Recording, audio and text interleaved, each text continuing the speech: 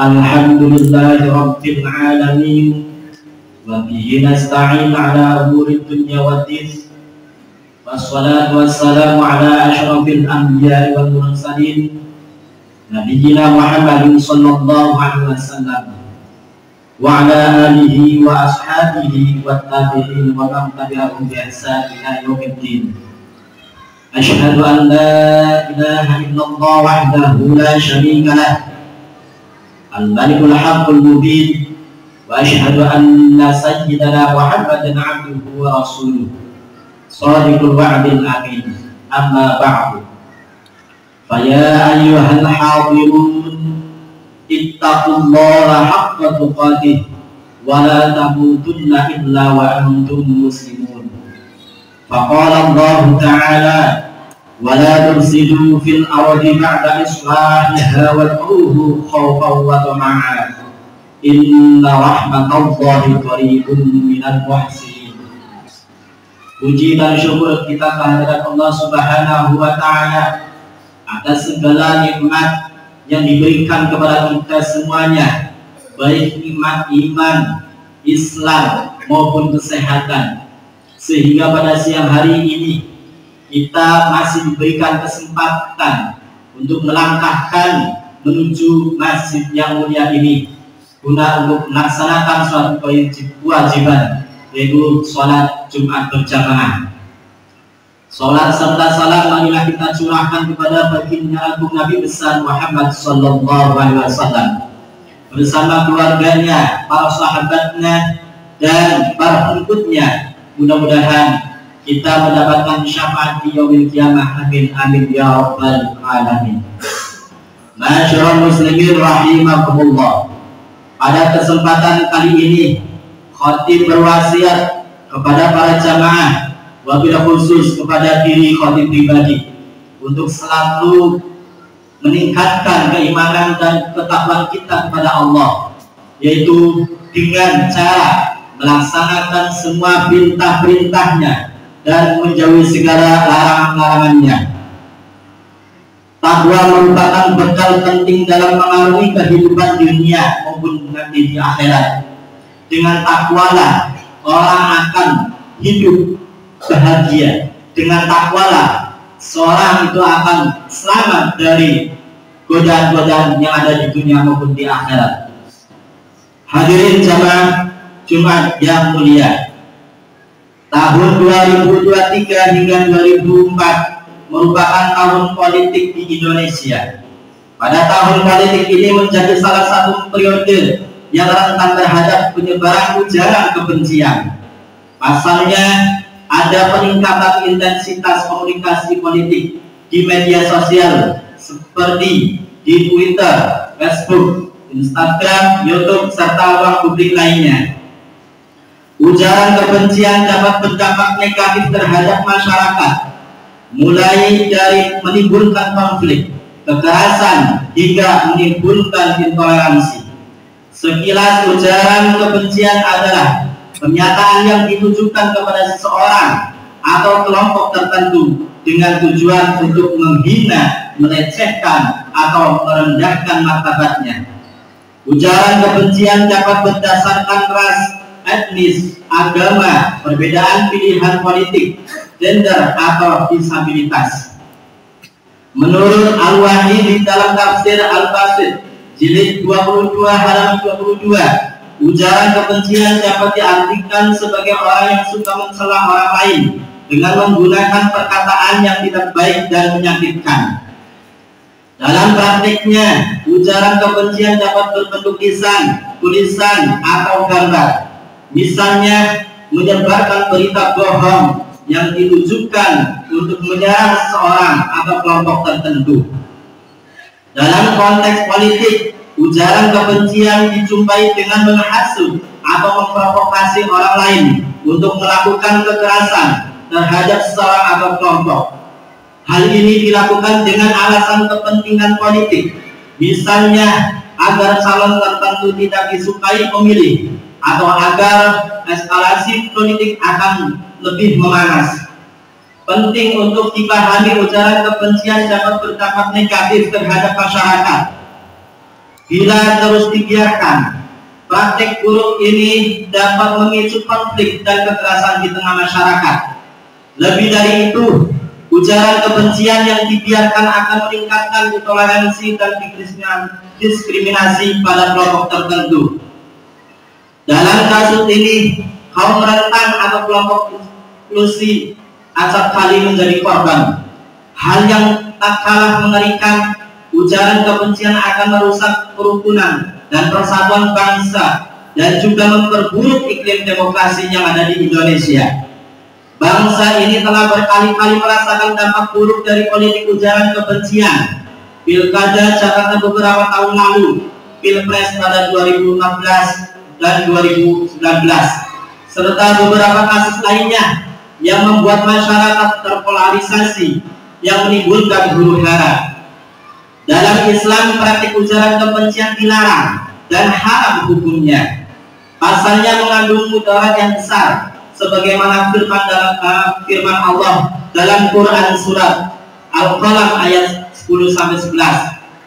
Wala tuti' kulla hallafin mahin hammazim masya'in binamim, yang artinya janganlah engkau patuhi setiap orang yang suka bersumpah lagi, berpribadian hina, suka mencela, berjalan kian kemari menyebarkan fitnah atau berita bohong. Al-Wahidi dalam tafsir Al-Basit jilid 22 halaman 82 disebutkan bahwa ayat ini menjelaskan bahwa orang yang menyebarkan fitnah atau adu domba akan mendapatkan dosa dan hukuman di akhirat, kelak akan dimasukkan ke dalam neraka jahanam. Adapun makna masya'in binamim adalah yamshi bin namimati bainan nas liyufsida bainahum, yang artinya orang yang suka menyebarkan berita bohong atau fitnah adalah orang yang berjalan di antara manusia untuk merusak hubungan antar sesamanya. Orang seperti ini akan menyebarkan berita bohong atau fitnah tentang seseorang kepada orang lain dengan tujuan untuk memecah belah di antara sesama anak bangsa. Tentu perbuatan menyebarkan berita bohong, fitnah dan ujaran kebencian adalah perbuatan yang dilarang oleh Allah Subhanahu wa Ta'ala. Perbuatan tersebut dapat menimbulkan dampak buruk bagi masyarakat, seperti perpecahan, kebencian, dan permusuhan. Lebih lanjut, berdasarkan Munas Alim Ulama dan Kongres NU tahun 2017 di Nusa Tenggara Barat, ditegaskan bahwa ujaran kebencian itu adalah termasuk salah satu bentuk kemungkaran. Kemungkaran dalam Islam adalah perbuatan yang dilarang. Sebaliknya, umat Islam diperintahkan untuk mengajak kepada kebaikan, yaitu amar ma'ruf, dan mencegah kemungkaran atau nahi munkar. Perbuatan ujaran kebencian masuk dalam kategori namimah, hibah, sukriyah, istihza, dan fitnah. Maka umat Islam wajib mencegah kemungkaran. Untuk itu, Islam telah melarang perbuatan menghasut, mengadu domba, merendahkan orang lain, menyebarkan berita bohong, dan fitnah.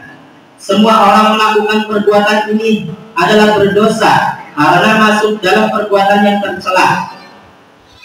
Oleh karena itu, menjaga lisan adalah perintah agama Islam agar setiap orang dijunjung kehormatan pribadinya, sehingga umat Islam dilarang melakukan perbuatan ujaran yang mengandung kebencian yang berdasarkan agama, ras, dan golongan.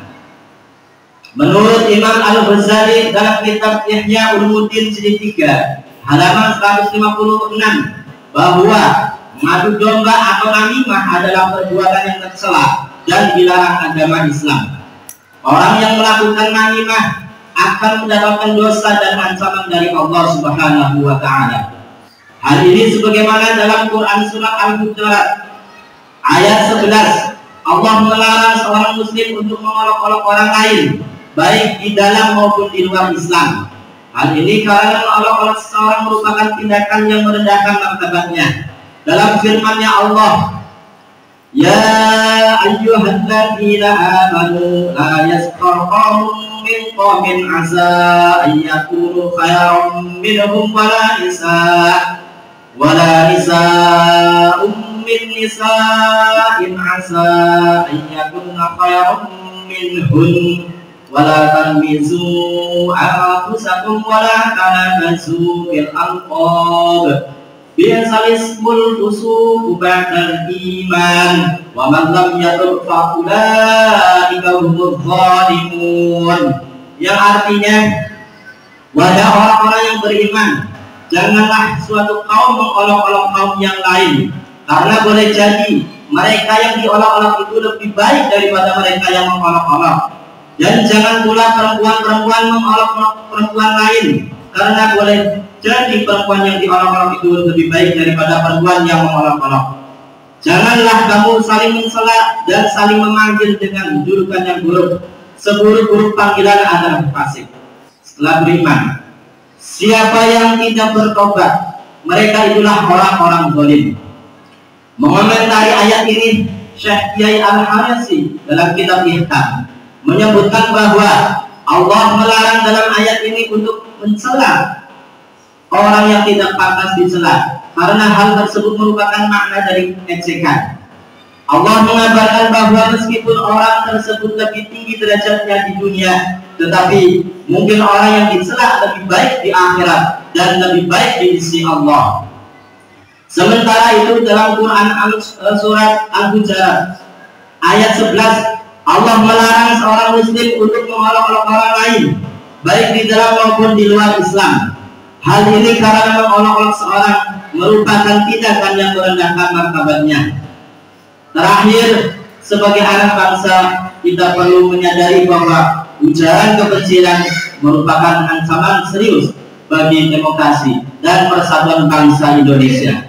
Oleh karena itu, kita semua perlu berperan aktif untuk mencegah dan menanggulangi ujaran kebencian.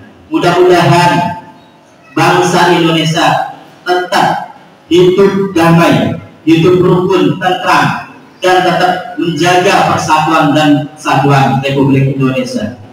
Barakallahu li wa lakum fil Qur'anil azim wa nafa'ani wa iyyakum bima fihi minadh dzikril hakim wa taqabbalallahu minni wa minkum tilawatahu innahu ghafurur rahim. Fa'tamiru ya ulil albab la'allakum tuflihun.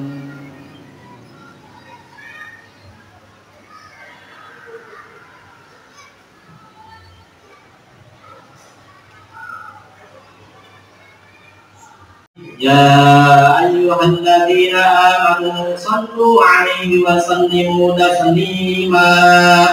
Allahumma salli ala sayyidina Muhammad wa ala ali sayyidina Muhammad kama sallaita ala sayyidina Ibrahim wa ala ali sayyidina Ibrahim wa barik ala sayyidina Muhammad wa ala ali sayyidina Muhammad kama barakta ala sayyidina Ibrahim wa ala ali sayyidina Ibrahim fil alamin innaka Hamidum Majid. Allahumma ighfir lil muslimina wal muslimat wal mu'minina wal mu'minat. Allahumma irfa' 'anna al wala wal waba wat ta'un wal amrad wal fitan ma la yanfa'uhu ghayruhu an baladina hadha Indonesia 'asah wa an sa'iril biladil muslimina 'ammah ya rabbal 'alamin. Rabbana atina fid dunya hasanah wa fil akhirati hasanah wa qina adzabannar. Ibadallah, innallaha ya'muru bil 'adli wal ihsani wa yanha 'anil fahsya'i wal munkari wal baghi ya'idukum la'allakum tadhakkarun. Fadhkurullahal 'azim yadhkurukum washkuruhu 'ala ni'amihi wa yazidkum wa la dzikrullahi akbar. Sholat.